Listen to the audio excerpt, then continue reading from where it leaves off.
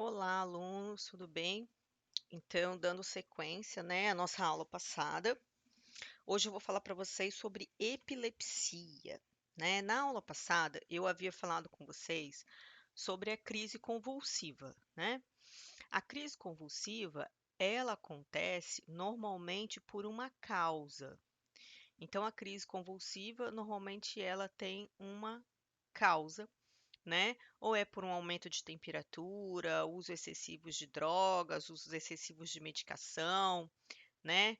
Eh, as funções vitais não estão funcionando normalmente. Vou dar um exemplo para vocês. Vamos dizer que você trabalha o dia inteiro e não coma, não se alimente direito. Então, trabalha muito, não se alimente direito e você ficou sem dormir a noite passada. Então, você não dormiu bem a noite passada, você está sem se alimentar direito e você trabalhou muito.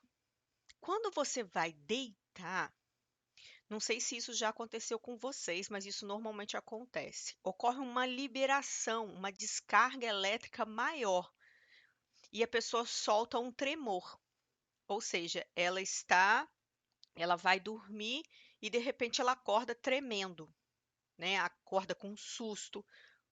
O que que é isso?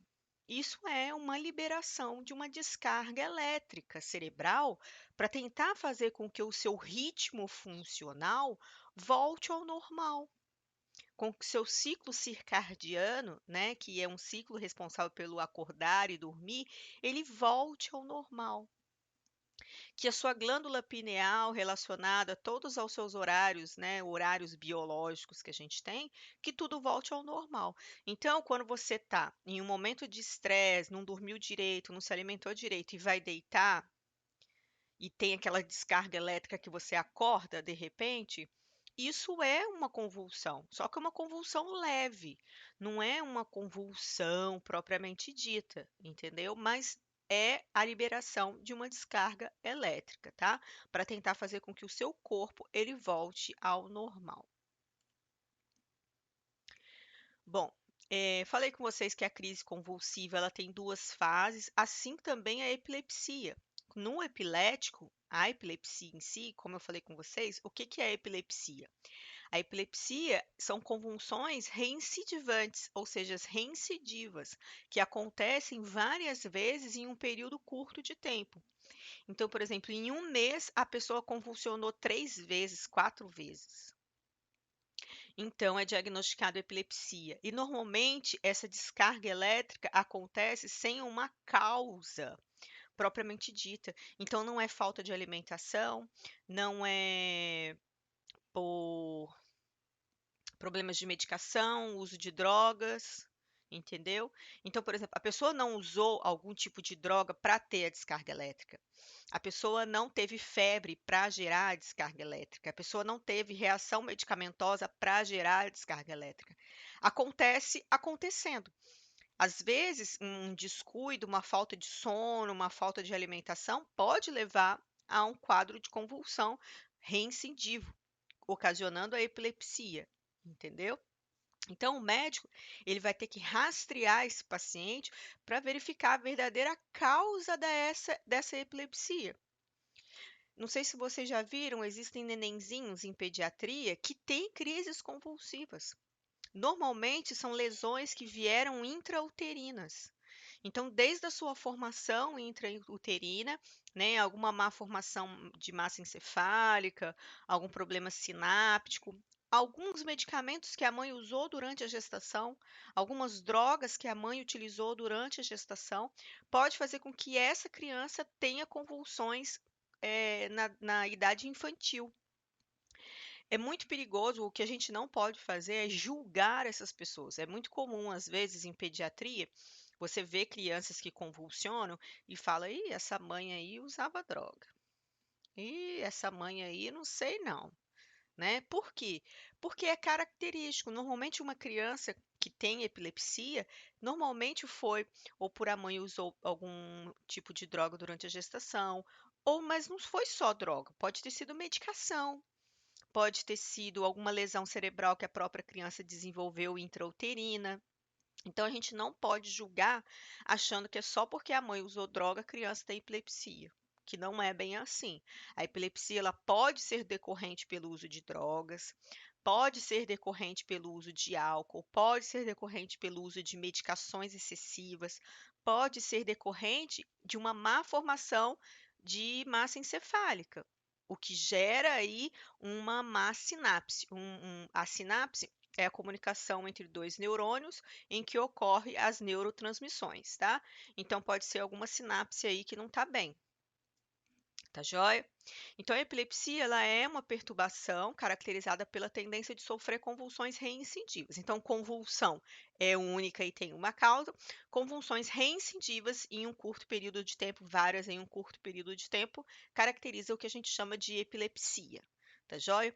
E quando a pessoa está convulsionando por epilepsia, é o que eu falei com vocês, tem duas fases. Nós temos a fase tônica, que é uma contratura generalizada, e nós temos a fase clônica, que ela relaxa e começa a se debater, tá? Tem os abalos, né? Se debater. Nisso que ela se debate, ocorre relaxamento do esfíncter, porque vai começando a relaxar, a fase clônica vai desaparecendo, né? Ela vai chegando no final dela e a criança vai babando, pode defecar, pode urinar, pode soltar gases, tá bom? E o que que a gente tem que fazer com esse paciente? Tem que lateralizar o paciente.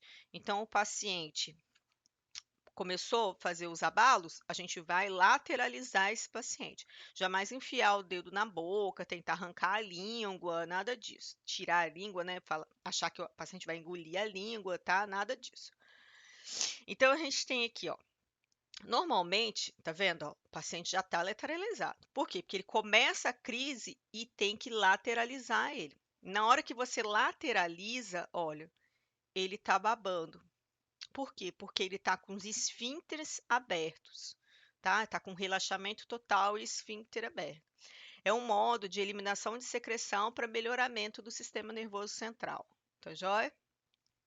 Bom, e essa baba, ela não é contamina, né? Tem pessoas que falam, essa baba vai contaminar. Não, pessoas, a baba não vai contaminar, porque isso aí são secreções da saliva. Ele teve uma cialorreia, ele teve um excesso de salivação por conta da descarga elétrica, tá bom? Então, isso é normal. O que não pode é ele broncoaspirar, por isso a gente vira ele, tá bom? Não posso enfiar o dedo dentro da boca para pegar a língua.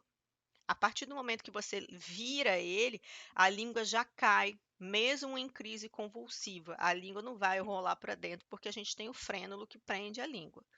Tá joia? Então, normalmente a causa, para nós, é desconhecida. Talvez para o paciente é conhecido.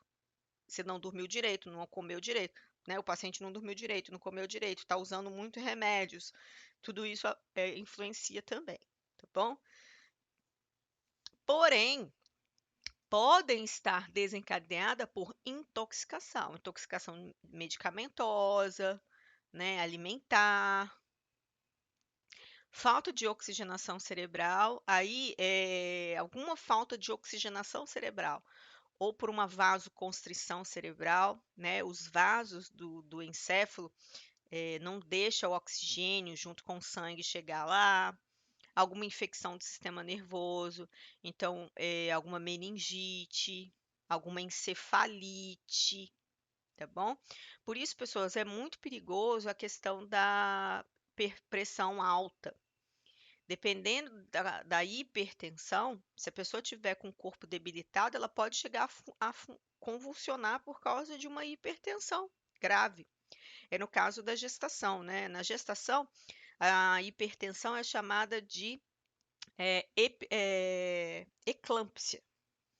Então, na hipertensão, na gestação, a hipertensão é chamada de pré-eclâmpsia, porque a eclâmpsia já é a convulsão gestacional. Então, por exemplo, assim, quando uma mulher grávida está com hipertensão, ela corre o risco de convulsionar. E isso é grave. Por isso que a hipertensão na gestação, ela tem que ser tratada, assim como a diabetes, porque uma leva a outra. bom? Então, a hipertensão na diabetes é chamada de pré-eclâmpsia e a convulsão é chamada eclâmpsia, podendo levar a mãe ou o feto a óbito, tá bom? Bom, na epilepsia, o diagnóstico ele é feito por um eletroencefalograma, mas muitas das vezes o paciente não consegue apresentar no eletro, porque quando ele vai ao médico, ele não está convulsionando, né? Para pegar, pegar no eletro a epilepsia, o paciente tem que convulsionar na hora do eletro. Então, o que que eles fazem? Eles podem fazer um eletroencefalograma induzido por alguma substância para dar a convulsão e eles conseguirem pegar qual lobo funcional que está convulsionando. Porque, por exemplo, essa epilepsia aqui, ela é uma epilepsia parcial, ou seja, uma parte do lobo só, uma parte dos lobos que estão com uma descarga elétrica maior. Estão vendo? Por quê? Não sei se vocês já viram, quando o paciente está numa cadeira para verificar o diagnóstico de eletroencefalograma, eles colocam eletrodos na cabeça. Vocês já viram? Aqueles fiozinhos com aquelas plaquinhas brancas. Então, ele pega a cabeça do paciente, coloca um monte de eletrodos nos diferentes lobos. Lembrando que a gente tem lobo frontal, temporal, occipital, parietal. E aí, o que que ele faz? Ele vai colocar os eletrodos em cada lobo, né? Os eletrodos naquela plaquinha branca, que vocês sabem qual é. E aí coloca esses eletrodos e depois ele enfaixa com uma atadura para os eletrodos ficarem fixos, né? Então ele pega, coloca os eletrodos, enfaixa com uma atadura, coloca o paciente numa cadeira e dá alguma substância que vai fazer essa descarga elétrica acontecer, tá bom? Quando essa descarga elétrica acontece e o aparelho já está ligado, então o normal é a pessoa apresentar isso aqui assim, ó. Quando ela tem uma epilepsia parcial, um dos lobos só, ou alguns lobos que apresentam a descarga. Olha os outros não apresentando. E na epilepsia generalizada, todos os lobos fazem descarga elétrica aumentada, tá bom? Qual que é mais forte, pessoas? Claro que é a generalizada, tá bom? A parcial, ela gera uma convulsão, mas a mais grave é a generalizada, porque engloba todos os lobos, tá bom? O tratamento para a epilepsia são medicamentos relaxantes musculares, tá? Por que o relaxante muscular? Porque ele diminui a descarga, ele diminui os impulsos elétricos, né? Se ele diminui os impulsos elétricos, ele faz com que não ocorra contração, né?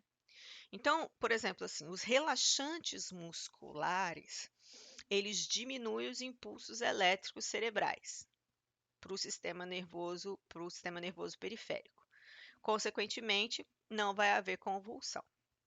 Nós temos outros medicamentos anticonvulsivantes, um dos mais conhecidos é o Gadernal, tá? Então, o Gadernal, ele é um tipo de medicação anticonvulsivante. O que que acontece muitas das vezes na fase de adolescente? Na fase de adolescente, né, normalmente os adolescentes procuram experiências novas, né? Ou não necessariamente, tá? Pode ser por alguma má disfunção mesmo, por falta de alimentação. E aí você pega um grupo de adolescente, por exemplo, em que um desses adolescentes, vamos dizer, 4 colegas, né? Esses 4 colegas, eles saem para festa, bebem, né? Só que um deles, toda vez que faz essas coisas, convulsiona. Então, às vezes, vai fazer algum uso de algum entorpecente, convulsiona. né? Vai beber uma bebida, vai beber bebida alcoólica com os colegas e vai fumar um cigarro, por exemplo, convulsiona. Então, pessoas, esse colega que convulsiona, a família uma hora vai ficar sabendo, tá? Muitas das vezes tem pessoas que são encontradas na cozinha, são encontradas no quarto, convulsionando, entendeu? Então vamos dizer que temos uma rodinha de 4 amigos, e dentre desses 4 amigos, um deles convulsiona. Quando faz essas brincadeiras aí de sair, beber e tal, um deles convulsiona. Nisso que um deles convulsiona, isso vai ser avisado aos pais. E aí o que que o pai vai fazer? Vai levar no médico. Chegar lá no médico, qual o remédio que o médico vai dar? Normalmente ele dá o gadernal. Que o gadernal ele vai deprimir o sistema nervoso central. Ele vai deixar o sistema nervoso central mais lento. Por que mais lento? Para não acontecer essa descarga elétrica aumentada. Só que o que que acontece quando nós utilizamos uma medicação que deprime o sistema nervoso central? Todas as funções vitais ficam lentas. Então, o raciocínio fica lento, né? Eh, ele se torna uma pessoa mais letárgica. E aí os colegas passam a falar o quê? E olha o gadernal, o abobado, o gadernal. Por quê? Porque ele não consegue normalmente acompanhar mais a turma, né? Ele não consegue nem na escola e nem no dia a dia. Porque ele sente sono, por exemplo, né? No dia a dia, na escola, por exemplo, ele não vai conseguir, por exemplo, fazer uma linha de raciocínio boa em matemática, ou fazer uma linha de raciocínio boa nas provas. Por quê? Porque realmente o gadernal, que é um medicamento que deprime o sistema nervoso central com a finalidade de que não ocorra essas descargas elétricas, vai fazer com que essa pessoa se torne mais letárgica em todo o desenvolvimento cerebral. E aí as pessoas estigmatizam essa pessoa, começam a falar: ih, lá veio o gadernal, lá veio o doidão, né? Lá veio o bobão, né? E sempre essa pessoa vai estar atrasada normalmente na escola. Então, pessoas, o ideal não é que vejamos o gadernal em si como uma pessoa retardada, mas sim uma pessoa que precisa de cuidados medicamentosos. Por isso que ela está desse jeito. Então, o olhar tem que mudar. O olhar da população em si tem que mudar. O olhar dos adolescentes, principalmente, em si tem que mudar. Os professores, né, a família tem que conversar com essas crianças e adolescentes e explicar que o uso do gadernal não é porque ele é maluco. O uso gadernal ele é necessário, né, assim como os relaxantes musculares são necessários para que não ocorra essa descarga elétrica, o paciente venha convulsionar e venha a óbito. Porque quem já viu um paciente em crise convulsiva sabe que o que aparenta é que a pessoa irá morrer. Então é isso que dá para a gente perceber quando ocorre uma convulsão, tá bom? Eu vou enviar vídeos para vocês de pessoas reais convulsionando. Vocês vão ver, a nítida impressão que se dá é que a pessoa vai morrer. Esses vídeos de convulsão que eu vou fazer, que eu vou mostrar para vocês, são reais, tá? E é importante que você veja até o final. Quando chegar no final, vocês vão ver que tem um rapaz que ele começa a convulsionar e dá a impressão que ele está mentindo, que ele está fingindo que está convulsionando, porque ele começa a bater palma, bate na perna, bate palma, bate na perna. Ele se urina, vocês vão observar que ele se urina. Só que isso, pessoas, está sendo comprovado pelo eletrocardiograma que o cérebro dele está uma bagunça. É uma epilepsia generalizada, o último rapaz do vídeo que eu vou enviar para vocês. É uma epilepsia generalizada. Vocês vão ver que ele está fora do controle. Por que ele está fora do controle normal? Porque ele está tendo uma descarga elétrica generalizada, não está fingindo, ele está tendo uma descarga elétrica generalizada. É um tipo de convulsão? É, mas é um tipo de convulsão diferenciada das outras. Mas isso existe, tá bom? Então não deixem de assistir o vídeo para vocês entenderem. Então, o tratamento é através de medicamentos anticonvulsivantes que deprimem o sistema nervoso central. O gadernal é um deles, tá bom? E também relaxantes musculares, tá joia? Quando vocês estiverem trabalhando no hospital, vocês irão fazer endovenoso na hora que o paciente estiver convulsionando. Então, na hora que vocês observarem que está convulsionando, normalmente vai estar prescrito no prontuário dele para ser feita a medicação. Então, pessoas, como eu havia falado com vocês, o medicamento utilizado é o fenobarbital, tá bom? Os barbitúricos, né? O fenobarbital é um barbitúrico. Isso vocês vão aprender, né, em farmacologia. Os barbitúricos, né, no caso o fenobarbital, ele é um tipo de barbitúrico que são anticonvulsivantes, assim como o gadernal, tá bom? Bom, vamos falar então de esclerose múltipla. A esclerose múltipla, ela é uma doença autoimune.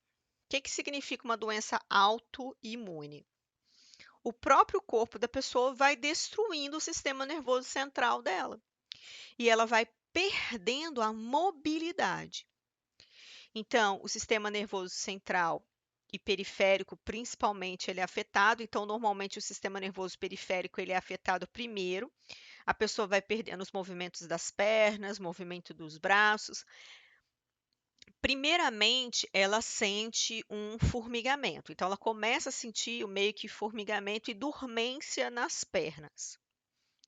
Então, ela começa a sentir um pouco de formigamento, um pouco de dormência.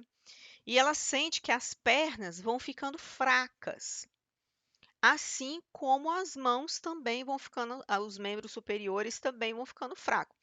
Então, os membros superiores fracos, membros inferiores fracos, por quê? Porque a esclerose múltipla, ela é uma doença autoimune que destrói a bainha de mielina dos neurônios, tá? Os neurônios, eles possuem uma bainha de mielina que é uma massinha de proteína, tá? E essa proteína serve para isolar os impulsos e os impulsos poderem acontecer. O que é impulso? É um elétron pular as bainhas de mielina. Então, aqui, ó, nós temos um neurônio e os neurônios têm as bainhas de mielina. Os neurônios, os impulsos elétricos vão fazer isso aqui na bainha de mielina. Tum, tum, vão saltar, tá vendo? Tum, tum. É assim que os impulsos elétricos acontecem. Por quê? Porque eles saltam no neurônio. E aí o impulso elétrico consegue atravessar um neurônio ao outro através de neurotransmissores, né? E consegue fazer as contrações e relaxamentos do corpo. Só que aí o que acontece? Na esclerose múltipla, essa bainha de mielina, que é uma proteína, ela é destruída. Então, os impulsos elétricos não acontecem. A pessoa vai perdendo os movimentos. Só que ela vai perdendo os movimentos até ir a óbito. Então, a esclerose múltipla, ela é uma doença autoimune progressiva. Ou seja, a pessoa perde o movimento das pernas, dos braços, depois vai perdendo, né, as funções vitais, até parar de respirar, coração parar e ir a óbito, tá bom? Então, a esclerose múltipla, ela é uma doença autoimune progressiva. Qual é a causa? Não se tem uma causa por ser uma doença autoimune. Acredita-se que possa ser induzida por medicações, drogas, por excessos de medicações, né, drogas, por sistema nervoso central disfuncional, por nervoso, morte de algum parente. Então, todas as doenças imunes,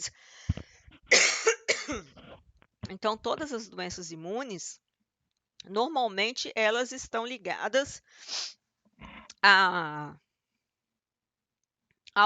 alguma coisa, né, que não se sabe a causa realmente, propriamente dita. Sabe-se que pode ter alguma coisa relacionada a alguma descarga elétrica, alguma medicação, uso de drogas, alguma coisa, mas não se sabe na real o que é, porque é uma doença autoimune. As doenças autoimunes ainda não foram descobertas as causas propriamente ditas, tá bom?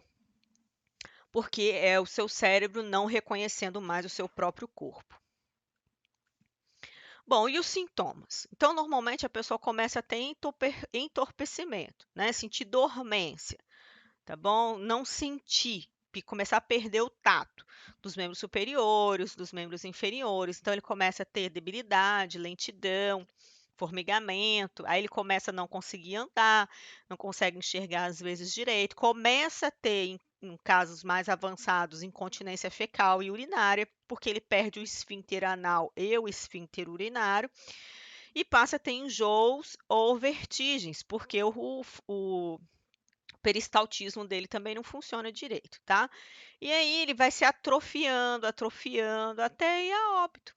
Então a pessoa fica assim, ó, vai se atrofiando, atrofiando, até ir a óbito. Não sei se vocês já viram, eu vou enviar o vídeo para vocês, daquela personagem da Globo Sai de Baixo, a Claudinha do Sai de Baixo. Eu esqueci o sobrenome dela. Então, a Claudinha do Sai de Baixo, daquele programa Sai de Baixo, ela teve esclerose múltipla, ela tem esclerose múltipla, faz tratamento, porém vocês vão ver que ela tem muita dificuldade, ela não anda mais direito, não fala mais direito, tá joia? Vou passar o vídeo para vocês. O vídeo é até um pouco mais antigo, ela não sei como que ela tá agora, tá bom? Mas eu vou passar para vocês verem. O tratamento, pessoas, é com beta-interferon. Beta-interferon, ela é uma proteína que auxilia na defesa do organismo, né? Por ser uma doença autoimune, e também auxilia na produção de mielina. Acredita-se que, né, ela auxilia na produção de bainha de mielina, tá bom? E ajuda também no sistema de defesa. Então, é utilizada uma proteína chamada beta-interferon, que auxilia muito no sistema de defesa, auxiliando também na prevenção da bainha de mielina. Só que agora, pessoas, nós temos um tratamento revolucionário, né? Eu fiquei muito, assim, encantada, fiquei muito feliz de ter esse tratamento. Eu estava participando de um curso de curativo, né, aqui no estado. E no curso de curativo, a especialista em curativo estava falando sobre câmara hiperbárica. O poder que tem uma câmara hiperbárica. Eu vou até enviar para vocês, né, vídeos sobre câmara hiperbárica. A câmara hiperbárica, pessoas, ela é uma câmara, né? Ela pode ser monocâmara, em que fica só uma pessoa dentro, ou pode ser uma câmara grande, como se fosse uma nave espacial, em que várias pessoas podem ficar lá dentro, 10, né, até 15, 20 pessoas lá dentro, dependendo do tamanho da câmara hiperbárica. E aí, lá dentro é pressurizado oxigênio, então a porcentagem de oxigênio chega a 100% dentro das câmeras hiperbáricas. E através desse oxigênio a 100%, né, pressurizado, o oxigênio consegue penetrar nos tecidos, até nos ossos. Então, a câmara hiperbárica, pessoas, ela é excelente para tratar osteomielite, problemas inflamatórios nos ossos. Excelente para tratar problemas inflamatórios articulares. Excelente para tratar feridas, pé de diabético, enxerto, pessoas que sofreram acidente de moto e perderam massa muscular e precisaram fazer enxerto, precisam fazer câmara hiperbárica, porque se não fizer, o enxerto não pega. A pele apodrece, a pele necrosa e o enxerto não funciona. Com a câmara hiperbárica funciona. E nos casos de esclerose múltipla, Essa especialista falou comigo, porque ela é especialista porque ela trabalha lá há anos com câmara hiperbárica, tá? Ela falou comigo que ela viu um paciente entrar em cadeira de rodas com esclerose múltipla. E depois de 100 sessões, esse paciente saiu andando. Pessoas, eu sei que 100 sessões de hiperbárica são muitas sessões. Agora, você vê um paciente que é esclerose múltipla, que é uma doença de degeneração progressiva, e um paciente conseguir sair andando, sendo que ela é progressiva, isso para nós, né, da área da saúde, saber de coisas assim é maravilhoso. Por que que é tão maravilhoso assim? Porque a esclerose múltipla não tem cura. A esclerose múltipla não tem cura, pessoas. Ela é uma doença degenerativa progressiva. A pessoa vai morrendo por conta dos neurônios ficarem totalmente enfraquecidos por falta de mielina, que é uma doença autoimune.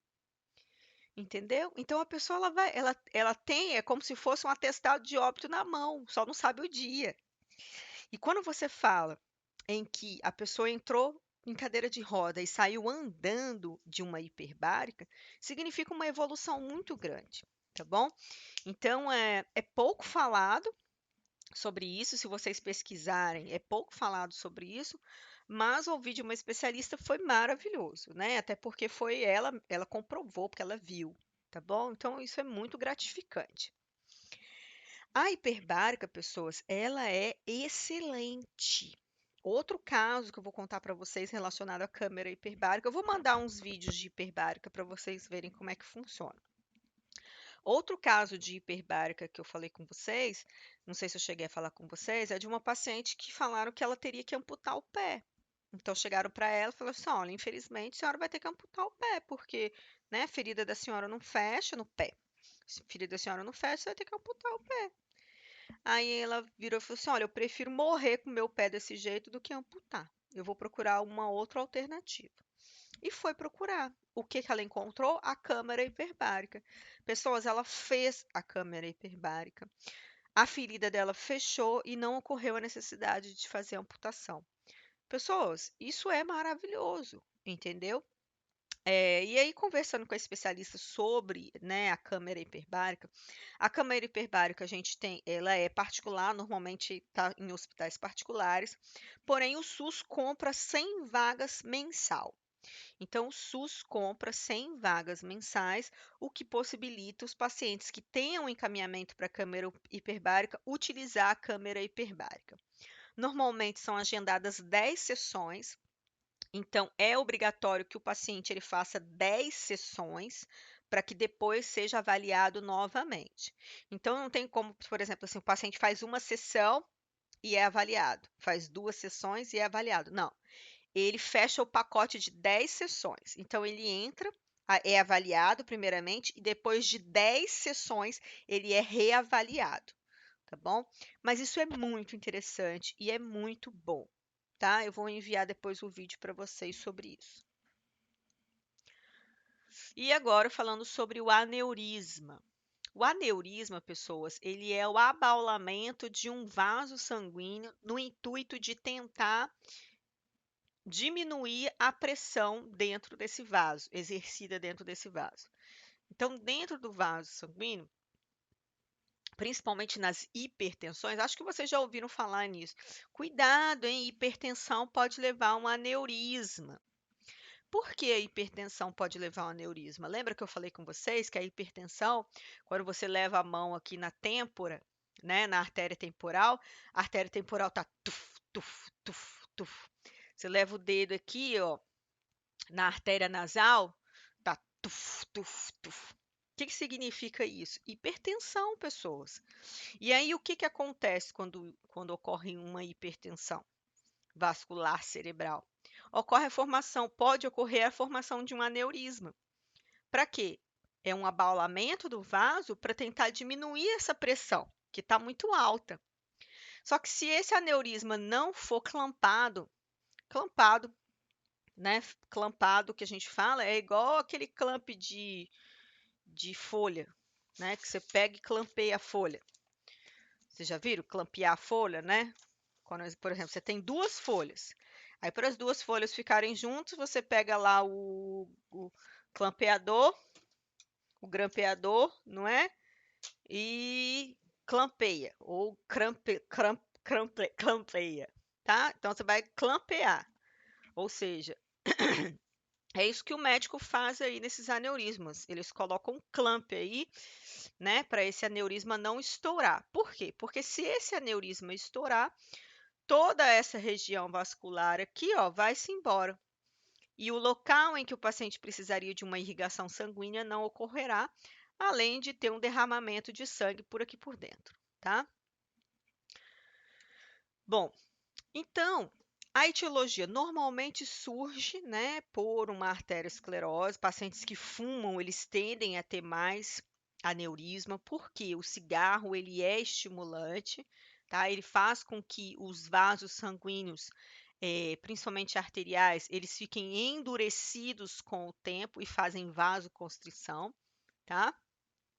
Alguma deformidade congênita ou algum trauma, a pessoa sofreu um acidente de carro, sofreu um acidente de moto, doenças de hipertensão, tá bom? E às vezes idade avançada também pode ocorrer. Bom, aqui, pessoas, tá vendo esse rapaz? Olha, ele sofreu um aneurisma. Pessoas, olha só, a dor é tão grande que a pessoa não, às vezes, normalmente não se medica e fica desse jeito. Eu vi um relato de uma paciente que quando ela sofreu o aneurisma, ela viu uma coisa vermelha escorrendo na frente dela, assim, ó. Ou seja, o aneurisma ele estourou lá dentro e ela conseguiu ver o sangue por dentro do olho. Então ela disse o seguinte, que na hora a única coisa que ela conseguiu ver foi descer uma borra vermelha no olho, tá bom? Então normalmente quando o aneurisma estoura, a pessoa vê essa borra vermelha ou ocorre epistaxe, o sangue sai. Então, estoura a artéria e aí o sangue sai pelo nariz, quando não fica lá dentro, tá? Pessoas, o sintoma é muita dor, né? Normalmente, os sintomas de um aneurisma, uma das primeiras causas é a dor. Então, a pessoa ela sente muita dor de cabeça. Essa dor de cabeça advém, por exemplo, de uma hipertensão não tratada ou de um trauma. E aí ela sente muita dor, tá? E aí, quando esse aneurisma, né, pressiona nervos, dependendo do tamanho dele, ele passa a pressionar nervos, a pessoa sente uma dor terrível pelo pressionamento de nervos. Essa dor faz a pálpebra cair, a visão não se torna boa, tá? E muita dor acima ou atrás do olho, pessoas. Muita dor. Uma das principais características, pessoas, é a dor de cabeça e a dor atrás do olho. Isso é muito característico, tá? A pupila vai apresentar dilatada, né? Por quê? Porque a hipertensão intracraniana está lá.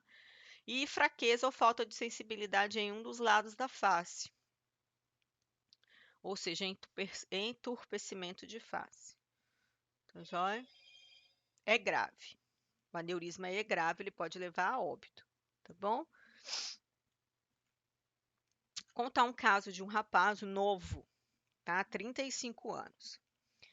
Bom, ele sofria de dor de cabeça e não procurava médico, atendimento médico. E pessoas, dor de cabeça, ela tem que ter tratamento, tá bom? Dor de cabeça não é só ficar tomando Neosaldina, paracetamol em casa e pronto, não. Dor de cabeça tem tratamento, tá? E esse tratamento, ele precisa ser feito para que não venha levar a um aneurisma, tá bom? E aí o que acontece? Conta a história então do rapaz. 35 anos, sentia muita dor de cabeça e não tomava medicações e nem fazia tratamento. Era daquele que ficava assim: ah, não vou tomar medicação, não, porque faz mal pro fígado. Não vou tomar medicação, não. Paracetamol faz mal pro fígado, não vou tomar, não. Dipirona faz afina o sangue, não vou tomar, não. Ah, não vou tomar remédio, não. E aí ele foi estadiando.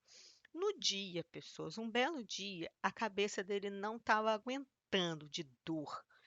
Ele foi encaminhado ao pronto atendimento do hospital, né, particular e tudo, mas já não tinha mais jeito. A dor dele era tão grande, pessoas, que ele precisou tomar morfina. E aí ele morreu de parada cardiorrespiratória.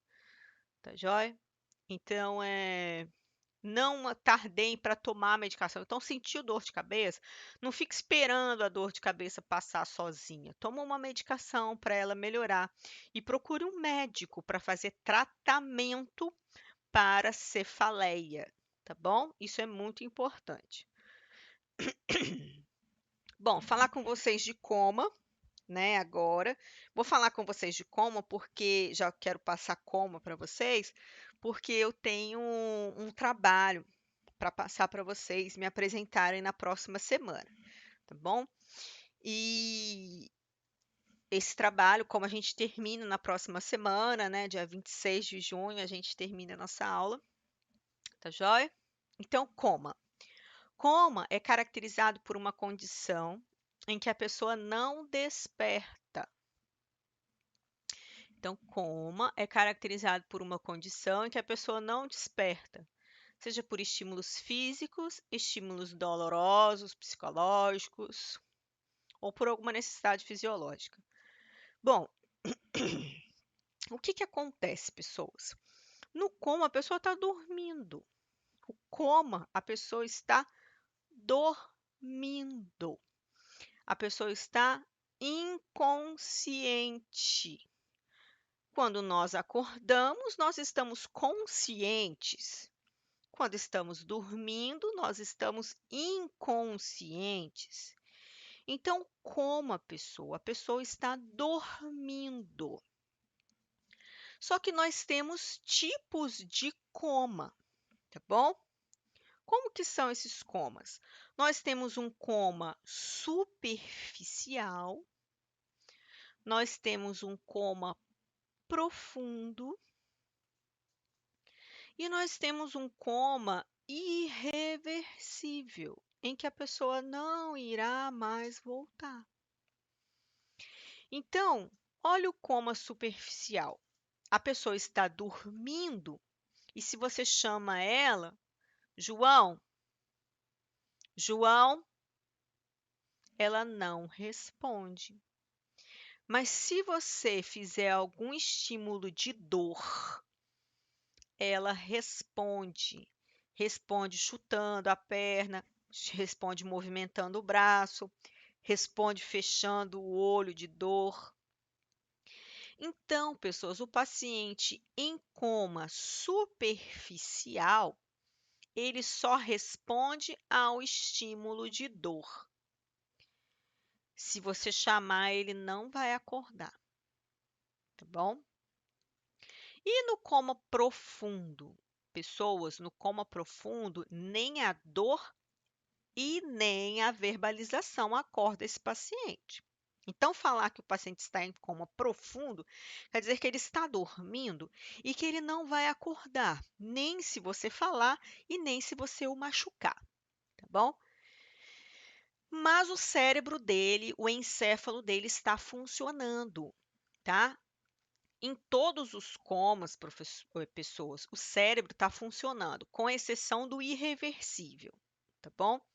Que uma parte dele e que ele não está funcionando porque os órgãos vitais, ele entrou em irreversível e, consequentemente, os órgãos vão entrar em falência, tá bom? Então, em todos os comas, eles estão dormindo. Como eles estão dormindo, como que estão os sinais vitais dele?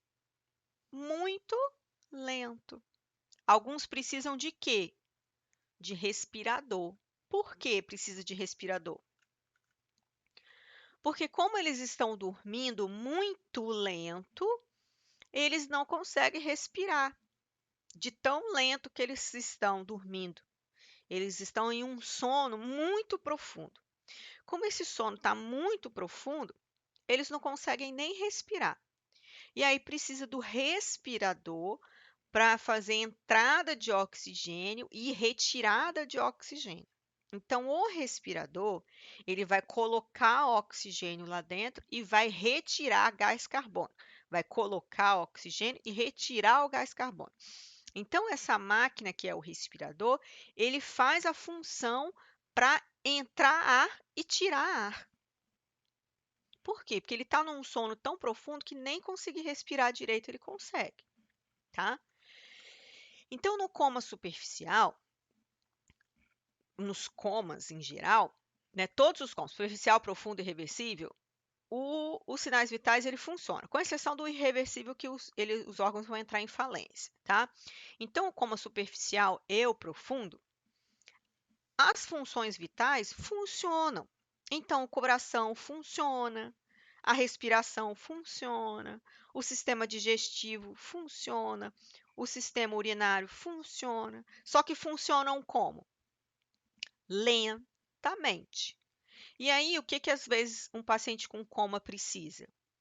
De respirador, já que ele está respirando fraco, precisa de drogas vasoativas, ou seja, drogas que fazem vasoconstrição para melhorar a função do coração, né?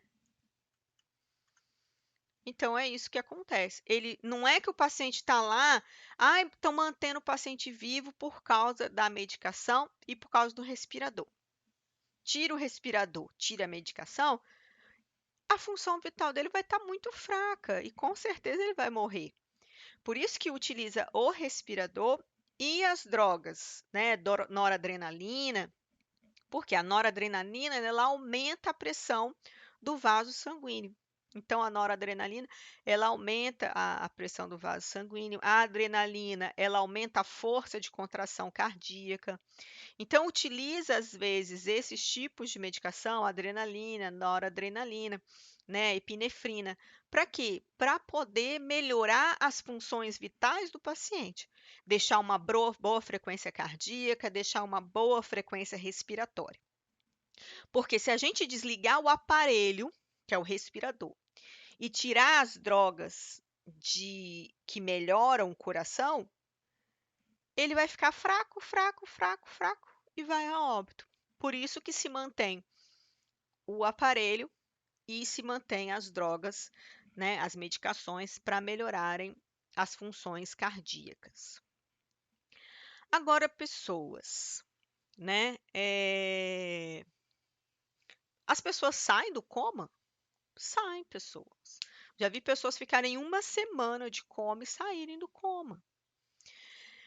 Alguns comas, pessoas, são induzidos. Por exemplo, sofri um acidente de carro, né? E esse acidente de carro fui politraumatizado com traumatismo craniano. Pessoas, não tem como eu ficar acordado com esse traumatismo craniano e com esse politraumatismo no corpo. Por quê? Porque a dor é muito grande, a dor é enorme. Então, o que que normalmente a medicina faz? Ele induz ao coma. Então, vamos deixar esse paciente dormindo, né? A gente monitora ele com o respirador e os medicamentos para o coração. Então, a gente monitora ele e vamos botar ele para dormir, para ele não sentir dor, tá bom? Daqui uma semana, a gente acorda ele para ver como é que tá as dores. Depois que os órgãos melhorou, a gente pode acordar ele. Entendeu? Então, existe também o coma induzido. É o paciente ser colocado para dormir, para que ele não venha sentir dor. E ele não sentindo dor, ele consegue ter uma melhora do quadro maior. Por quê? Porque aí a medicina entra com o respirador para ele conseguir respirar bem, entra com as medicações para o coração bater bem, e entra também com as medicações para poder curar os órgãos, né, que foram afetados no acidente de carro, né, fazer cirurgia se necessário, tá? Então é isso que acontece. Então a gente também tem o coma induzido, tá? Como eu havia falado para vocês, o coma superficial, né? O reflexo de deglutição está presente, as respostas motoras não estão presentes, o indivíduo não mantém contato verbal e só reage a estímulo doloroso mexendo um braço, mexendo uma perna. Então, superficial, você fala, seu João, acorda, seu João. Lembrando que o coma pode ser induzido ou não, tá? Seu João, então ele não irá responder. Se você fizer um estímulo de dor, que é apertando a região inguinal, unguinal, que é da unha, ó, ele responde, tá bom? No profundo, pessoas, ele não acorda por nada, mas o cérebro está funcionando. Como que a gente sabe se o cérebro está funcionando? A gente utiliza uma lanterninha no olho. Então, a gente chega para o paciente, né? O médico que faz isso, tá? O neurologista. O médico vai vir aqui, vai abrir a pálpebra do paciente e vai colocar uma lanterninha no olho. Quando ele coloca essa lanterninha no olho, essa aqui que é a pupila, olha o tamanho dessa pupila, pessoas. A pessoa está morta, tá? O cérebro dela morreu.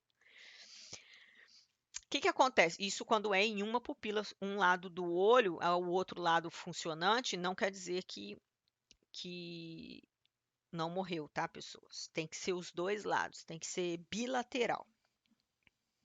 Quando é de um lado só uma parte do cérebro que não está funcionando, tá? Quando é bilateral dos dois lados, que está totalmente assim dilatada, significa que o cérebro realmente morreu, tá? O encéfalo está morto. Por quê? O que que acontece, pessoas? Vocês podem fazer essa experiência com alguém na sua casa, né? Pega uma lanterninha, pode ser até a lanterninha do celular, deita a pessoa, isso não faz mal, não, pode fazer. Pega a pessoa, deita a pessoa, vem aqui, abre o olho da pessoa com o dedo indicador e o polegar, abre o olho da pessoa, com a luz já ligada, você coloca aqui do lado a luz, você pode usar a luzinha do celular. Coloca a luz aqui do lado e joga aqui para dentro, segurando o olho da pessoa. Vocês vão ver que a pupila da pessoa, ela abre e fecha. Porque a pupila ela é um orifício que fica aqui no meio, uma bolinha. Essa aqui está toda dilatada, né? A pupila é uma bolinha que fica aqui no meio, que ela abre e fecha, ela é pretinha, tá? A pupila de todo mundo é pretinha. Então, a pupila é um orifício pretinho que fica aqui no meio. O colorido fica do lado de fora e a pupila fica aqui no meio. Então, a pupila ela é um orifício, ela é pretinha, é um orifício, tá? Em que ela abre e fecha para determinar a quantidade de luz que entra dentro do encéfalo. Então, a pupila, se você colocar muita luz na pupila, a pupila fecha. Por quê? Porque, nossa, quanta luz, deixa eu fechar. Então, a pupila fecha. Se você diminuir a quantidade de luz, a pupila abre. Então, a pupila dilata. Então, pouca luz, a pupila dilata. Muita luz, a pupila fecha. Nos casos de morte encefálica, né? Coma irreversível, morte encefálica, você coloca a luz e a pupila não reage. A pupila não abre, não fecha, não faz nada. A pupila está totalmente dilatada, não faz mais nada. Ou seja, o encéfalo dessa pessoa não funciona mais, tá bom? Então, o encéfalo dela não tem mais resposta pupilar, não tem mais reação pupilar. Nossa, pessoas, professora, mas é só vou fazer isso aí e vou dar o atestado de óbito para o paciente? Não, pessoas, não é só fazer isso e dar o atestado de óbito, não, tá bom? Faz-se essa pupila. Pupila não reagiu, vamos então fazer os exames para dar o atestado de óbito. E aí sim entra com o eletroencefalograma para verificar se o encéfalo está funcionando, se tem neurotransmissores. Entra-se com aquele tipo de teste em que verifica a coloração em hospitais, né, que tem esse tipo de teste, verifica a coloração, a termo, o termofuncionamento encefálico, né, que verifica que se as cores estão vermelhas, significa que tem calor, que está funcionando. Então, é feito testes, pessoas. E são testes feitos 3 vezes em horários diferentes. Então, vamos dizer que o médico foi lá, abriu a pupila, viu a pupila da paciente meio-dia.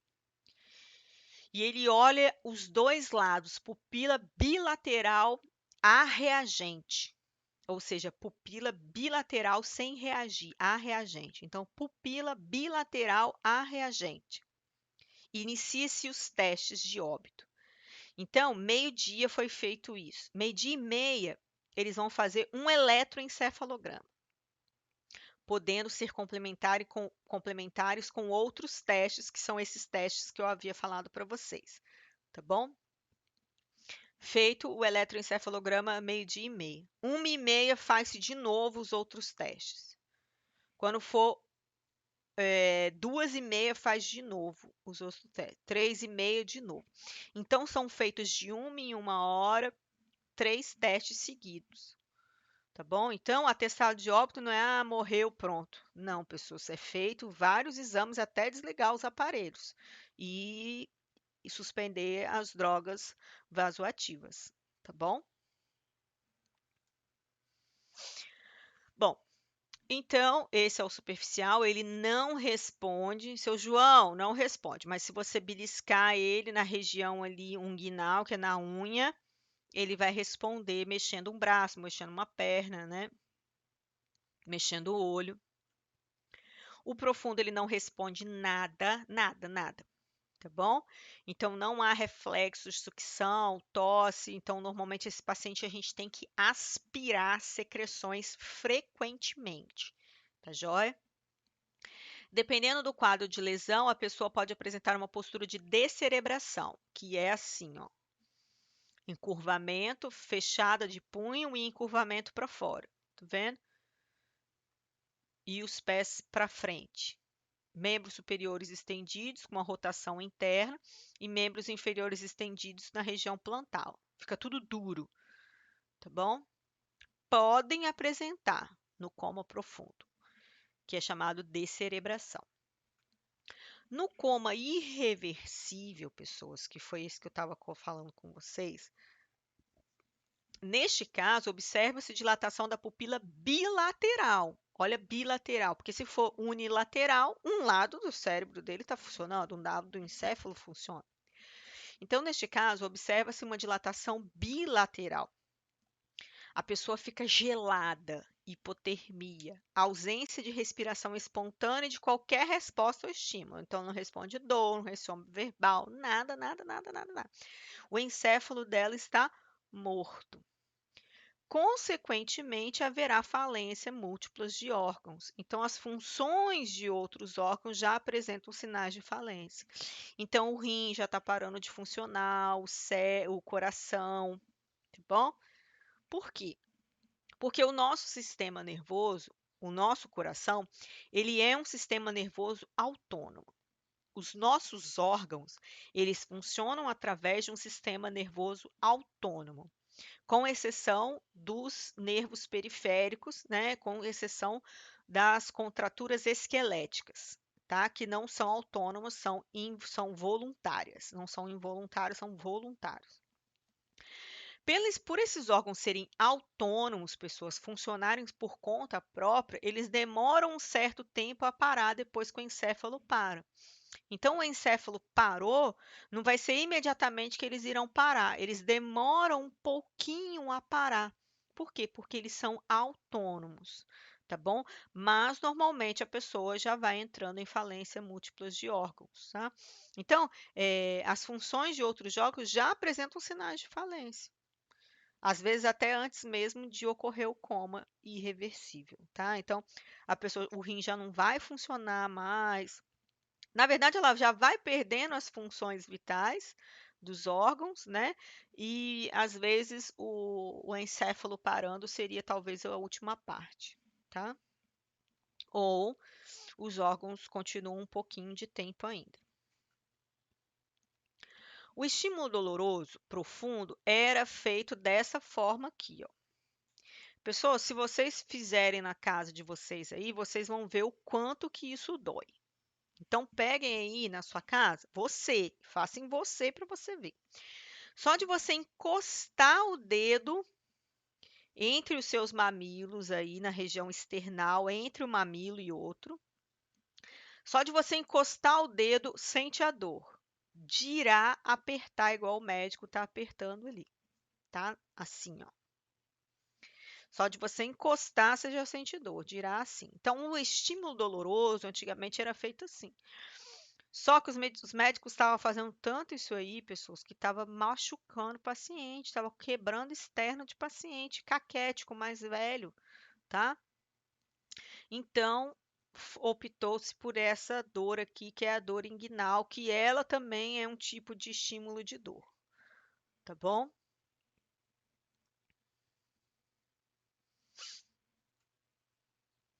E quais são os cuidados de enfermagem a esses pacientes que estão em estado de coma? Tudo que eu vou falar aqui para vocês, vocês vão ver no próximo módulo em UTI, tá bom? Mas eu vou falar para vocês entenderem como é que vai funcionar.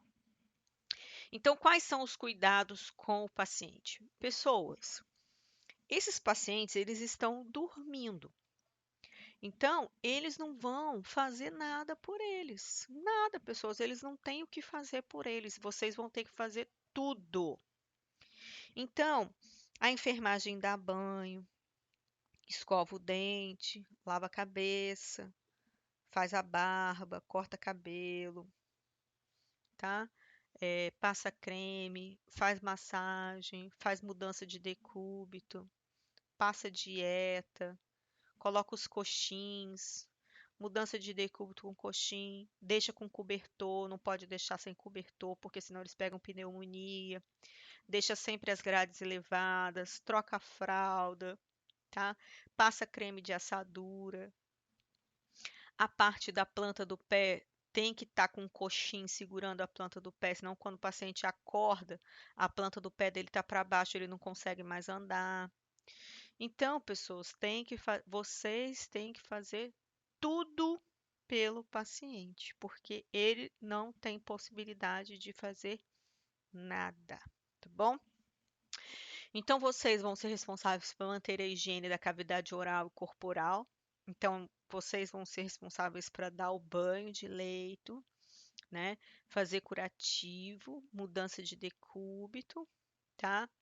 É, Lembrando que o banho de leito, a pessoa sempre manter o paciente coberto na hora do banho de leito, só vai descobrir ele para lavar a parte que precisa, tá? Porque o UTI é um pouco gelado e esse paciente não pode ficar totalmente descoberto, tá bom? Tem que ser um banho limpo, mas tem que ser um banho rápido. Não tem necessidade de ser aquele monte de água, né? Aquela monte de coisa. Tá joia? A higiene oral precisa ser feita diariamente, tá bom? Então, faça higiene oral diariamente. Pode-se utilizar uns dedinhos que tem, vocês podem pedir os familiares para comprarem. Normalmente no hospital pode-se fazer a bonequinha com a espátula, né? Que é pegar a espátula, colocar uma gaze em volta da espátula, né? E limpar com água e uma pitadinha de bicarbonato, tá? Pode-se fazer a higiene dessa forma, tem que fazer a higiene da língua também. Mas o que você pode pedir os familiares para comprar é um dedinho, igual escova de recém-nascido, igual escova de cachorrinho. É um dedinho que você coloca no dedo, que tem umas cerdinhas bem macias e que você consegue lavar a boca do paciente. Pode comprar até para pediatria mesmo, né? Pode pedir o familiar para comprar de pediatria mesmo, de neném, que daí dá para lavar gengivas, tá bom? Dá para lavar a língua, limpar a língua. E pode ser feito com água comum mesmo, água ou um copo de água com uma colherzinha de café de bicarbonato, tá? Porque o bicarbonato ele ajuda a limpar. Evitar enxaguante bucal com álcool, porque o álcool ele meio que resseca e dá sede, o paciente não vai poder beber água, tá bom? Por isso, o bom da utilização da água somente para higienização. Manter o lábio sempre com manteiga de cacau, porque senão eles ficam ressecados e machucados, tá bom? Fazer higiene das narinas, então manter as narinas higienizadas e com os cabelinhos cortados. Então, hoje também existem aqueles aparelhinhos que cortam os cabelinhos no nariz. Então, se também quiser pedir os familiares para comprar, também é interessante. Manter sempre o cabelo do paciente cortado, sem barba, tá? Para não ocorrer, né, acúmulo de sujeira, essas coisas assim, tá? Então, vai manter narinas aquecidas, né, e sem cabelo, né? Fazer sempre a higienização das narinas para não ter secreção e lá dentro. Manter sempre a umidade da boca e fazer a higiene oral com esse dedinho que eu falei que a gente faz de recém-nascido, tá? Fazer a higiene corporal, troca de fralda, mudança de decúbito, curativo, passar óleo, né? Óleo hidratante no corpo, pode ser óleo hidratante sem cheiro no corpo, junto pedindo o paciente, né? Os familiares ou nós mesmos para fazer a massagem, então passa óleo e faz a massagem. Lembrando, pessoas, que o óleo de girassol ele é preventivo de lesão por pressão, mas a gente não deve friccionar ele, esfregar ele, porque senão ele abre ferida. A gente tem que depositar, só passar, tá bom? E sempre não esquecendo de fazer mudança de decúbito. Se necessário, passar pomadas anti-assaduras, tá joia? E também, se precisar, passar pomada anti-assaduras nas dobrinhas, na região do pescoço, se ele tiver com traqueostomia, tá? Então, na traqueostomia, vocês veem que a traqueostomia tem uma cordinha. Então, essa cordinha, às vezes, ela machuca. Então, sempre colocar gaze ou fazer uma compressinha, pegar a própria compressa de algodão, colocar no pescoço, utilizar pomadas de assadura nesses locais do pescoço, peristoma, né? Existem uns pozinhos próprios peristoma, principalmente para traqueostomia, que também pode ser utilizado, tá bom? Fazer mudança de decúbito, deixar sempre as grades elevadas para esse paciente não cair. É importante deixar sempre esse paciente aquecido por causa da temperatura da UTI. Mudança de decúbito, ela é muito importante, né? E também os taponamentos, ficar batendo assim. A fisioterapia faz isso, né?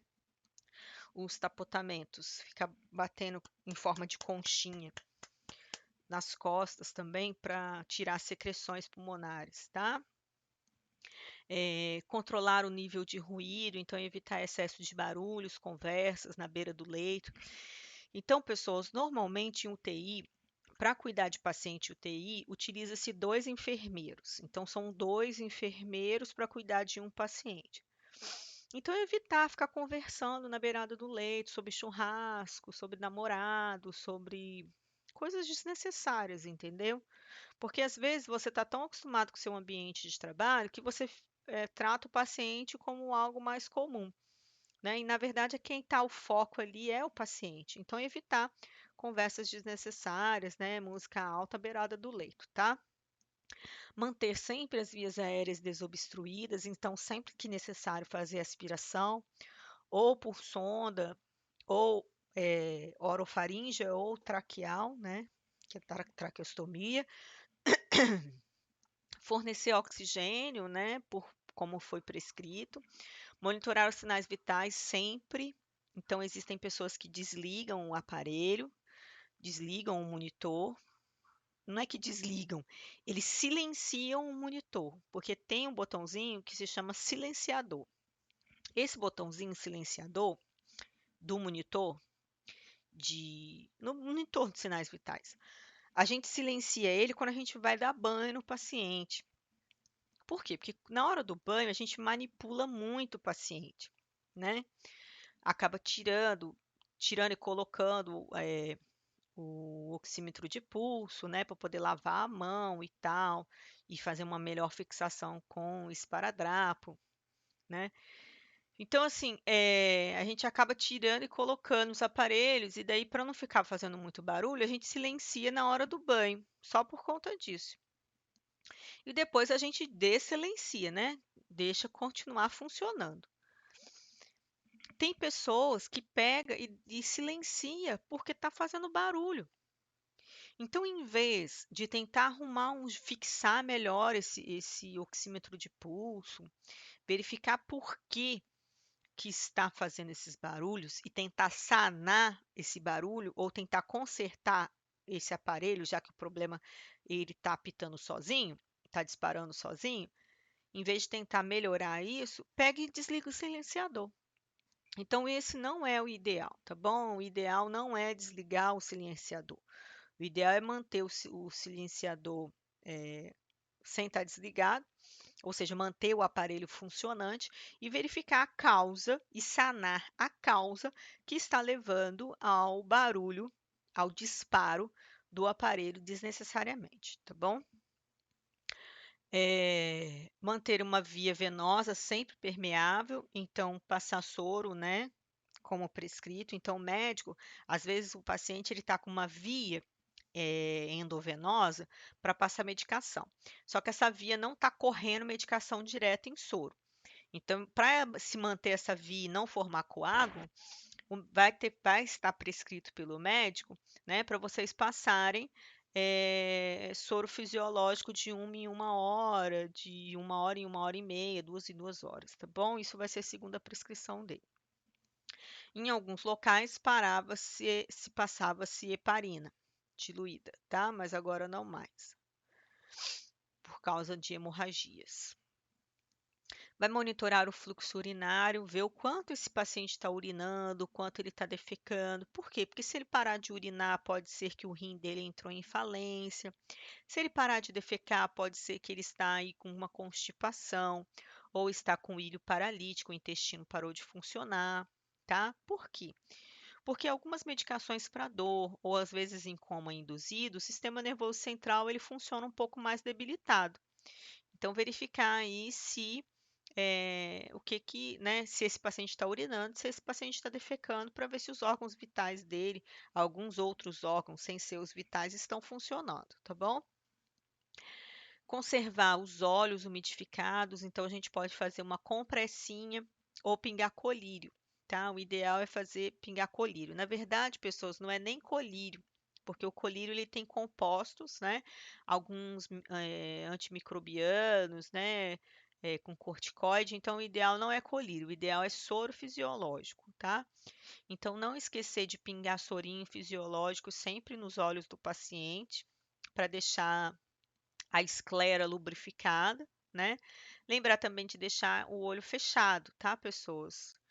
Então, deixa o olhinho assim fechadinho. Algumas pessoas colocam uma compressinha por cima e não deixar de lubrificar a parte da esclera, lubrificar por dentro, porque se secar, a córnea seca. Se a córnea secar, o paciente fica cego, tá bom? Então, não pode. Então, conservar sempre ele umidificado com colírio. Colírio não, soro fisiológico, tá bom? Então, manter sempre umidificado com o soro fisiológico, porque o colírio, alguns colírios, como eu falei, possuem anti-inflamatórios. Então, a gente não quer prejudicar isso. Então, utiliza somente o sorinho fisiológico no olho, tá bom? O ideal é ter um sorinho fisiológico pequeno no próprio quarto do paciente, na cabeceira dele, de uso único, tá?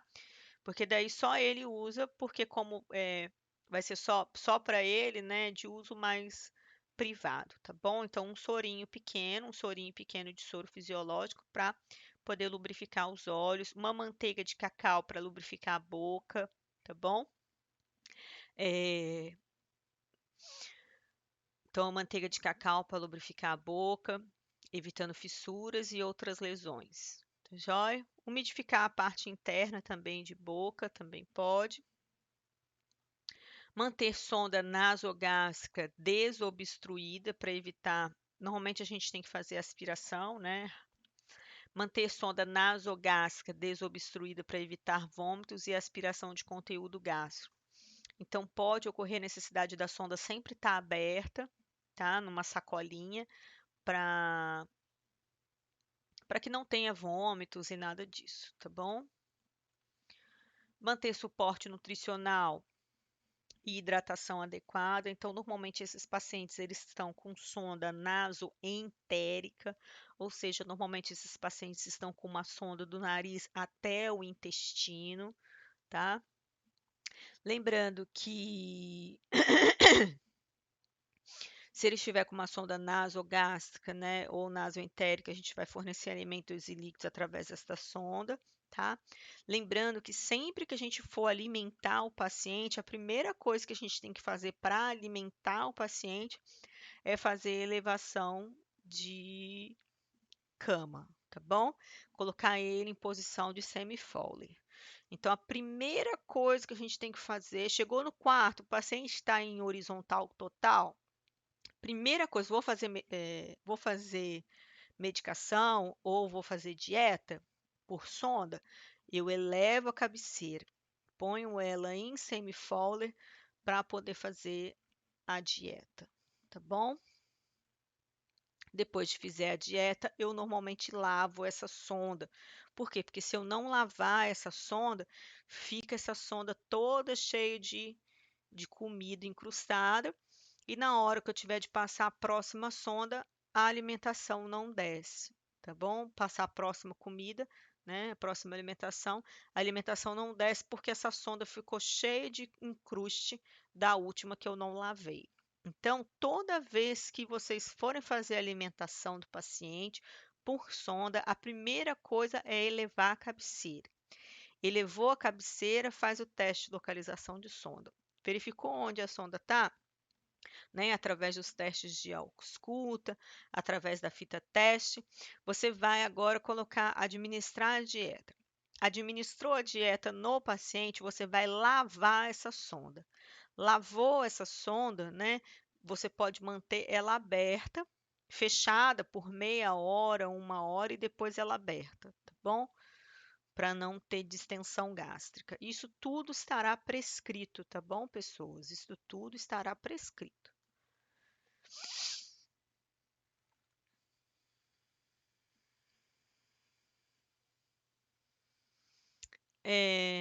Existe a necessidade de se fazer movimentos ativos, movimentos passivos no paciente.